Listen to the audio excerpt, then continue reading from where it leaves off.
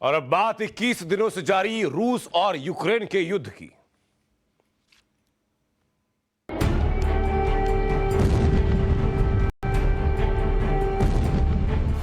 रूस यूक्रेन महायुद्ध 21वां दिन।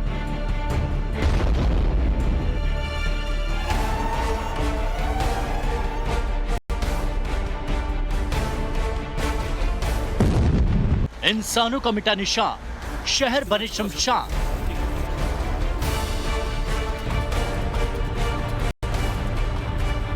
वो दिन थमेंगे या तबाह करके मानेंगे।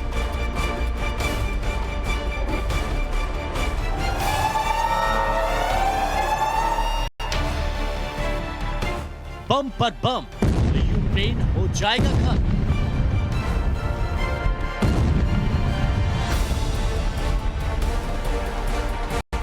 जेलेंस्की को आई अक्ल, नाटो पर टूटा भ्रम।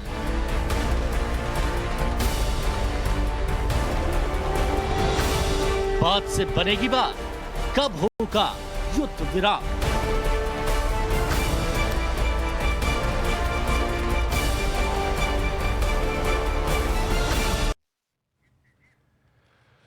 और इसी बीच एक बड़ी खबर सामने आई है, जहां रूस और यूक्रेन के बीच युद्ध के 21वें दिन रूस की सेनाओं ने 10 बेगुनाहों को गोली मारी।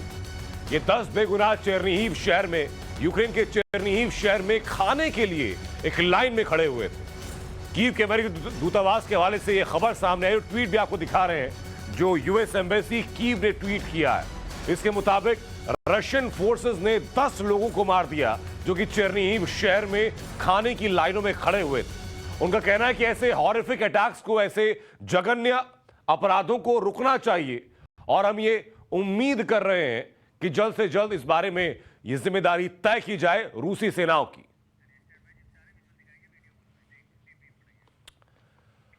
युद्ध के 21वें दिन मची तबाही की इस तस्वीर को आपको दिखाते हैं।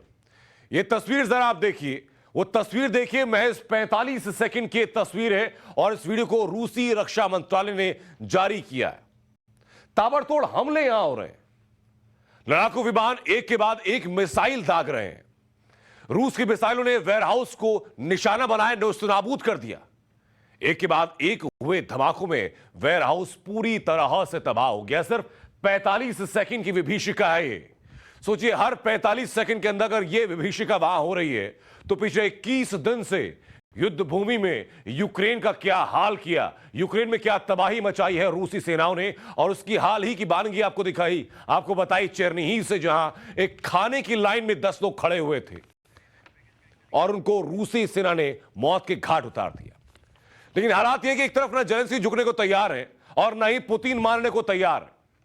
21 दिन बीत चुके हैं, यूक्रेन में महातबाही लगातार जारी। इसी बीच रूस पर भी संकट के बादल मंडरा रहे हैं। एक रिपोर्ट के मुताबिक पुतिन के पास सिर्फ 14 दिन के गोला बारूद बचा है। क्या ये सही है? इस रिपोर्ट के जरिए आपको दिखाते हैं।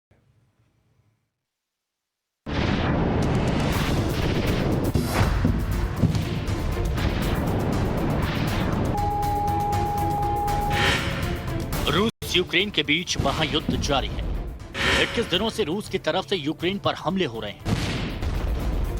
रूस के इन हमलों में यूक्रेन तहस नहस हो गया। न जाने कितने लोग मारे गए, न जाने कितने बेघर हो गए।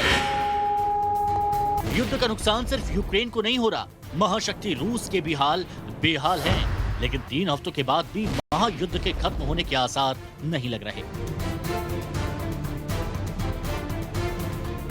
एक तरफ बातचीत हो रही है तो दूसरी तरफ बमबारी जारी है। महायुद्ध के बीच ब्रिटिश इंटेलिजेंस एजेंसीज के हवाले से खुफिया जानकारी सामने आई है, जिसमें दावा किया गया है कि रूस के पास अब सिर्फ 14 दिन का गोला बारूद बचा हुआ है। अगर ऐसे में दोनों देशों के बीच युद्ध ज्यादा दिन तक चला तो हालात बद से बदतर हो सकते हैं। रूस ने चीन से सैन्य मदद की मांग की है। इस खबर में बहुत ज्यादा सच्चाई नजर नहीं आती, क्योंकि युद्ध में जाने से पहले उन्हीं ने कई महीनों का अम्यूनिशन, ये सब चीज़ें इकट्ठा की होंगी। ऐसा नहीं होता कि एकदम से अटैक करते हो 14 दिन में उनके पास का कुल अब बचा हो। युद्ध के 21वें दिन भी रूसी सेना की पर कब्जा नहीं कर पाई है। रूसी सेना कीव शहर के नजदीक तो पहुंची, लेकिन यूक्रेनी सेना ने उन्हें बाहर ही रोक रखा है। इस बीच रूस लगातार यूक्रेन के दूसरे शहरों पर बमबारी कर रहा है। अगर ये युद्ध ज्यादा दिन तक चला तो स्थिति कुछ भी हो सकती है।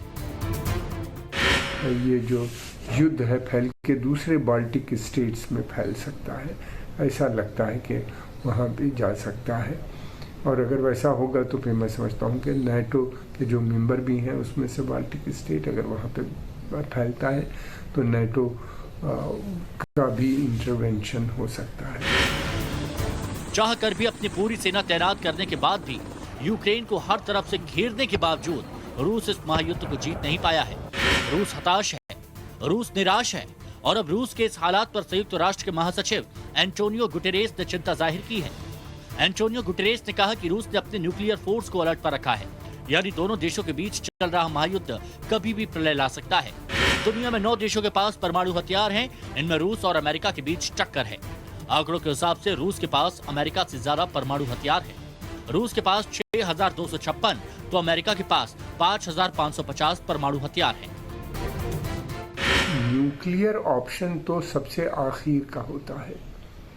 अब प्रेसिडेंट पुतिन ने कहा है कि वो उससे भी वो बिल्कुल भी हिचकिचाएंगे नहीं, यानी ये कि वो अपने जो उन्होंने एक रेड लाइन लगाई है कि वो चाहते हैं कि यूक्रेन जो है वो न्यूट्रल देश बने।